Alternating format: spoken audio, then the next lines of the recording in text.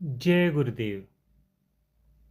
इन लोगों के विक्षेप का दूसरा कारण यह होगा कि संभवतः इन्होंने अपने आप को गुरु के नियंत्रण से मुक्त कर लिया होगा। गुरु का शारीरिक सामीप्य हो अथवा नहीं, इससे कोई अंतर नहीं पड़ता। यदि शिष्य के मन में गुरु के प्रति भाव बना है तो वह दूर होने पर भी समीपता को अनुभव करता है। अपने प्रत्येक कर्म, भाव तथा विचार में गुरु को साक्षी समझता है। गुरु प्रदत्त कर्तव्य को निभाने का सतत प्रयास करता रहता है। गुरु के निर्देशों का अक्षरशः पालन करने का प्रयत्न करता है, तो वह सदैव गुरु के सानिध्य में है। इस प्रकार साधक के क्रियाकलापों, विचारों, भावों, संकल्पों पर गुरु का नियंत्रण बना रहता है। यह सामीप्य एवं सानिध्य भाव संभवतः यहाँ के रहने वाले साधुओं में नहीं था। इन्होंने अपने आप को सर्वमुक्त समझना आरंभ कर दिया। अनुशासन ढीला पड़ने से ये लोग बहक गए, मनमानी करने लगे तथा राग, द्वेष और परस्पर वैमनस्य की भावनाओं में उलझ कर रह गए। हमारे गुरुदेव श्री योगानंद जी महाराज के प्रथम गुरु श्री कृष्णानंद जी तथा बंगाल निवासी श्री नारायण तीर्थ देव महाराज के शरीर नहीं रहे, तो उन्होंने अपने आप को अनुशासित रखने के लिए किसी न किसी महापुरुष को सदैव गुरुतुल्य मानकर उसके अधीन रखा। आज यह परिपाटी प्राय विलुप्त हो गई है। हर व्यक्ति अपनी इच्छा की स्वतंत्रता चाहता है।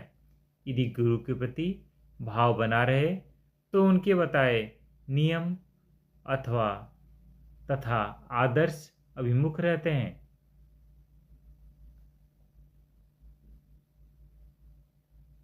अध्यात्म का मार्ग बड़ा सूक्ष्म है। मनुष्य की चित्त स्थिति, क्षमता एवं योग्यता की परस्पर भिन्नता तथा विविधता के आधार पर अध्यात्म के भी अनेक प्रकार विकसित हो गए हैं, किंतु अनेक प्रकार एक परिधि के अंतर ही परस्पर भिन्न है। साधक के जीवन में अंतर शक्ति की जागृति एक ऐसी घटना है जिसमें सभी साधन भिन्नता समाप्त कर एक हो जाते हैं। सभी का समावेश महायोग के अंतर्गत हो जाता है। केवल इतना ही नहीं, सभी साधन बिना किसी प्रयास के स्वभाव के अनुसार अपने अंतर से स्वतः प्रकट होने लगते हैं।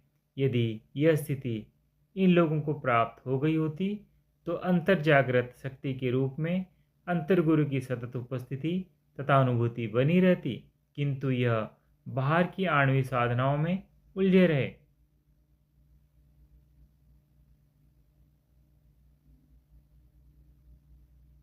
साधक को स्वयं से स्वयं को पहचानना, जानना तथा मिलना होता है। यह मिलन अंतर में हो पाना ही संभव है। बाहर सर्वत्र भिन्नता, विविधता एवं विखंडन है। अंतर बढ़ते रहो तो एकत्व उजागर होता जाता है, सीमाएं टूटती जाती हैं, किंतु इस लक्ष्य को पाने के लिए साधक को मन बुद्धि से ऊपर उठकर अंतर्मुखी यात्रा करनी होती है। स्पष्ट है, यह अंतर यात्रा जागृत शक्ति के प्रति समर्पण से ही संभव हो पाती है। जैसे जैसे अंतर की यात्रा आगे बढ़ती जाती है, मन बहिर्विषयों, परिस्थितियों, अनुकूलताओं, प्रतिकूलताओं, विक्षेपों, आवेगों एवं चंचलताओं से उपराम होता जाता है। यहाँ के रहने वाले लोग बहिर्परिस्थितियों को जो इतना महत्व दे रहे हैं, तो उसका अर्थ ही यही है कि उनकी अंतर यात्रा अभी आरंभ ही नहीं हुई। एक भक्त, तो क्या इनकी इतने वर्षों की साधना एकदम बेकार है? महाराज श्री, साधना कभी बेकार नहीं जाती, किंतु अभी तक उनको इसका फल प्राप्त नहीं हुआ। एक भक्त, तो क्या साधना का पहला फल जगत से उपरामता है? महाराज श्री, पहला फल अंतर शक्ति की जागृति है, दूसरा फल संस्कारों वासनाओं का क्षय, तभी साधक को तीसरा फल जगत से उपरामता के रूप में प्राप्त होता है। हम बातें करते करते गीता भवन के समीप तक आ पहुँचे थे। गीता भवन से कीर्तन की आवाज़ें सुनाई पड़ने लगी थी। हारमोनियम की सरगम, तबले की थाप, मजीरों की टनटन तथा लयबद्ध नाम ध्वनि। भक्त लोग झूम झूम कर सामूहिक गान कर रहे होंगे। कीर्तन की इन आवाज़ों ने हमारी बातचीत की दिशा बदल दी। एक भक्त, क्या संगीत का साधना तथा अध्यात्म से कोई संबंध है? महाराज श्री, संगीत तथा काव्य का साधना से अवश्य संबंध है।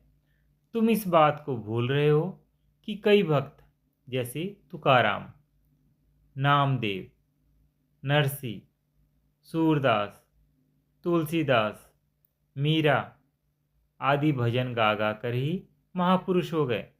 वे भावमय होकर काव्य रचना करते थे तथा प्रेम और विरह में तल्लीन होकर भजन गाते थे, जिसका उनके रोम रोम पर प्रभाव पड़ता था।